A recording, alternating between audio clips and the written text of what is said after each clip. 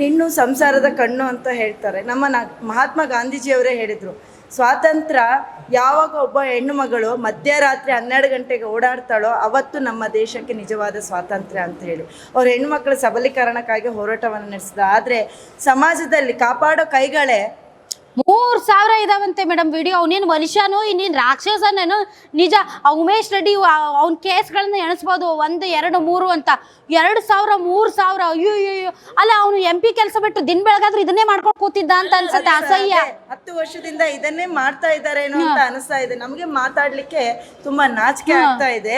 ನಿಜವಾಗ್ಲೂ ಕೂಡ ನಾವು ಆ ಸಂತ್ರಸ್ತರ ಹೆಣ್ಮಕ್ಳ ಪರವಾಗಿ ನಿತ್ಯ ನಿಲ್ತೀವಿ. ನಾವು ಇವತ್ತು ಸಮಾಜದಲ್ಲಿ ನಾವು ನಮ್ಗಲ್ಲಪ್ಪ ಅಂತ ನಿಲ್ಬಾರ್ದು. ನಾಳೆ ಅದು ನಮ್ಮನೆ ಬಾಗಿಲು ತಟ್ಟುತ್ತೆ.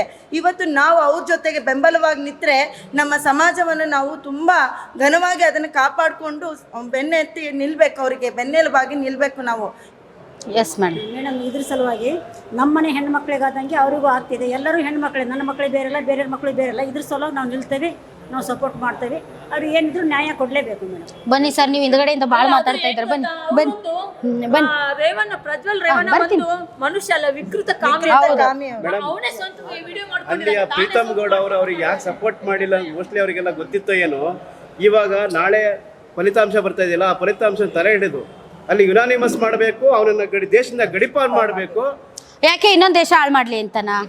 ಅಲ್ಲಿ ನಮ್ಮ ದೇಶದಲ್ಲಿ ಕಠಿಣ ಶಿಕ್ಷೆ ಇಲ್ಲ ಅಂತಂದ್ರೆ ಅಲ್ಲಿ ಓಡೋಗೇನಂದ್ರೆ ಹೆಣ್ಮಕ್ಳು ಎಲ್ಲಿ ಪ್ರಪಂಚದಲ್ಲೇ ನೋಡಿ ಸರ್. ನಿಮ್ಮ ಹೆಸರೇನು? ನಿಮ್ಮ ಹೆಸರೇನು ಸರ್? ಕಣ್ಣಪ್ಪ ಅಂತ ಹೇಳಿ. ಕಣ್ಣಪ್ಪನವ್ರೆ, ನಮ್ಮ ದೇಶದಲ್ಲಿದ್ರು ಹೆಣ್ಮಕ್ಳೇ, ಯಾವ ದೇಶದಲ್ಲಿದ್ರು ಹೆಣ್ಮಕ್ಳನ್ನ ಆಟದ ಗೊಂಬೆ ತರ ತಾನು ಮಾಡೋ ಕೆಲಸ ಮಾಡೋದಲ್ದೆ ವಿಡಿಯೋ ಮಾಡ್ಕೊಂಡು ಅದನ್ನ ಪ್ರತಿದಿನ ರಮಿಸ್ತಾ ಇದ್ದಂದ್ರೆ ಯಪ್ಪ ಯಪ್ಪ ಯಪ್ಪ ಯಪ್ಪ ಯಪ್ಪ.